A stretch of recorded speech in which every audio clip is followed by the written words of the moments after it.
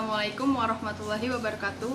Perkenalkan, saya Afifah Dihasya dari Fakultas Hukum Universitas Jambi. Nah, di video kali ini saya akan membahas mengenai hukum acara peradilan tata usaha negara. Di antaranya saya akan membahas tentang apa dasar hukum dari pengadilan tata usaha negara dan di mana letak pengadilan tata usaha negara, lalu apa bedanya pengadilan tata usaha negara dengan pengadilan yang lainnya, dan saya akan menjabarkan beberapa contoh kasus dari tata usaha negara itu sendiri.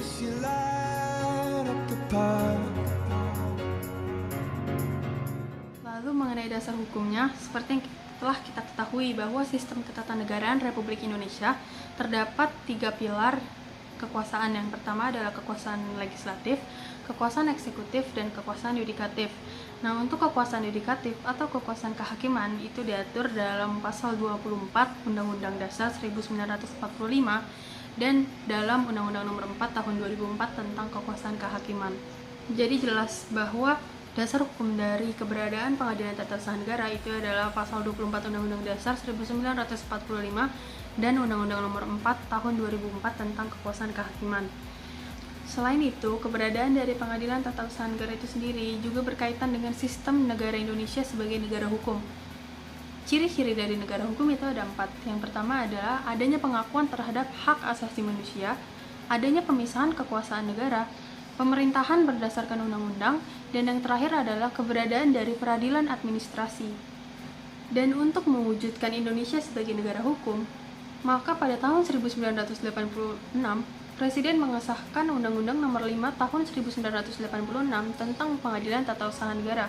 Lalu kemudian undang-undang tersebut diubah menjadi Undang-Undang Nomor 9 Tahun 2004, kemudian dirubah lagi menjadi Undang-Undang Nomor 51 Tahun 2009 tentang Pengadilan Tata Usaha Negara.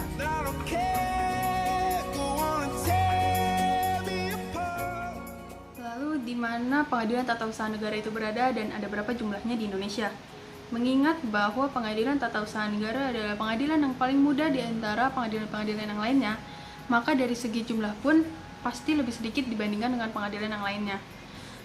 Untuk pengadilan tata usaha negara, tingkat pertama itu berada di tingkat kabupaten atau kota, sedangkan untuk pengadilan tinggi tata usaha negara itu berada di tingkat provinsi. Namun, belum semua kabupaten atau kota memiliki pengadilan tata usaha negara dan belum semua provinsi memiliki pengadilan tinggi tata usaha negara. Hingga saat ini, totalnya di Indonesia hanya ada 28 pengadilan tata usaha negara dan hanya ada 4 pengadilan tinggi tata usaha negara. Di antaranya adalah Pengadilan Tinggi Tata Usaha Negara Medan, Pengadilan Tinggi Tata Usaha Negara Jakarta, Pengadilan Tinggi Tata Usaha Negara Surabaya, dan Pengadilan Tinggi Tata Usaha Negara Makassar.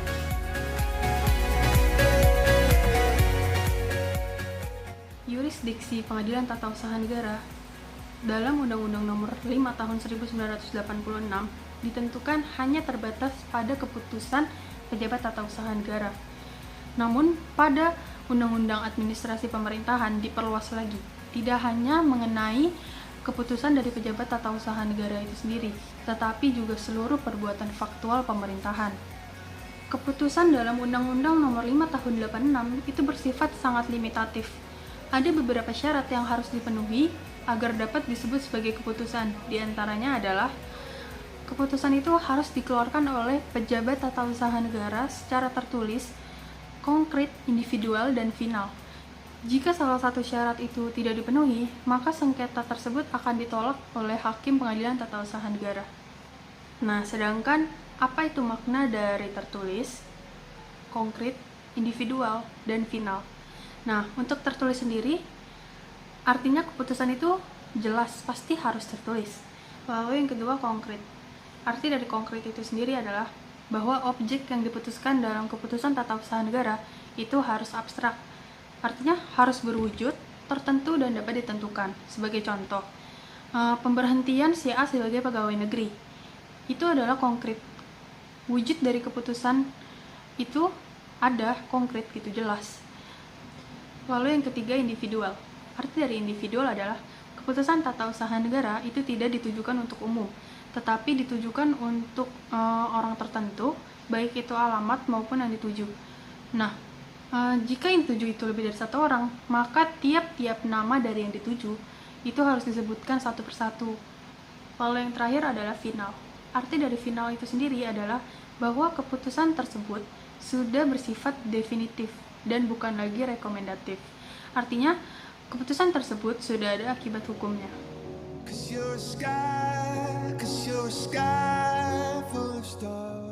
Kan pembeda untuk Pengadilan Tata Usaha Negara dan pengadilan yang lainnya. Di sini saya hanya akan menjabarkan dua hal yang menjadi pembeda dari Pengadilan Tata Usaha Negara dan pengadilan yang lainnya. Nah, yang pertama adalah terkait subjeknya. Di Pengadilan Tata Usaha Negara, subjeknya hanya terbatas pada masyarakat dan pemerintah. Jadi di sini yang sebagai penggugat itu harus masyarakat dan yang berkehendak sebagai tergugat itu harus pejabat pemerintah. Oleh karena itu, tidak dikenal dengan adanya gugatan rekonvensi dalam Pengadilan Tata Usaha Negara. Gugatan rekonvensi itu adalah gugatan balik. Itu tidak ada dalam Pengadilan Tata Usaha Negara. Lalu yang kedua, terkait dengan objeknya. Objek Pengadilan Tata Usaha Negara itu awalnya hanya terbatas pada keputusan dari pejabat tata usaha negara. Namun sekarang sudah diperluas lagi menjadi seluruh perbuatan faktual dari pemerintah.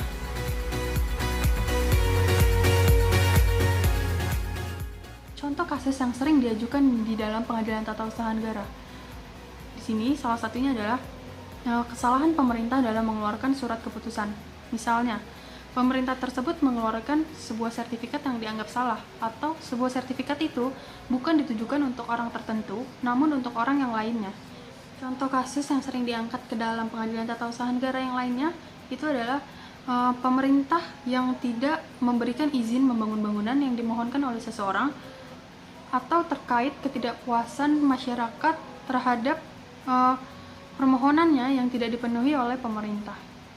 Terdapat kasus yang dibawa ke dalam Pengadilan Tata Usaha Negara, namun karena kasus tersebut dianggap tidak memenuhi syarat sebagai keputusan, maka kasus tersebut tidak diterima oleh Pengadilan Tata Usaha Negara. Ada salah satu kasus yang sangat terkenal, yaitu gugatan terhadap surat keputusan bersama 3 menteri untuk seluruh jemaat Ahmadiyah. SKB 3 menteri ini merupakan surat keputusan bersama 3 menteri yang dikeluarkan oleh Menteri Agama, Jaksa Agung, dan Menteri Dalam Negeri nomor 3 tahun 2008. Coba kita lihat dari judulnya, Surat Keputusan Bersama 3 Menteri. Jika kita lihat sekilas, itu memang masuk ke dalam yurisdiksi Pengadilan Tata Usaha Negara. Tetapi jika kita lihat lebih lanjut lagi, surat keputusan 3 menteri itu tidak memenuhi syarat sebagai keputusan, khususnya di bagian individual. Karena surat keputusan bersama 3 menteri itu ditujukan secara umum untuk seluruh jemaat Ahmadiyah. Sedangkan seperti yang telah kita bahas tadi, bahwa di dalam syarat individual, jika yang dituju itu lebih dari 1 orang, maka kita harus menyebutkan satu persatu nama orang-orang yang dituju tersebut. Sedangkan dalam kasus tersebut, mereka tidak menunjukkan satu persatu nama-nama yang dituju tersebut. Seperti itu. Your sky, the stars,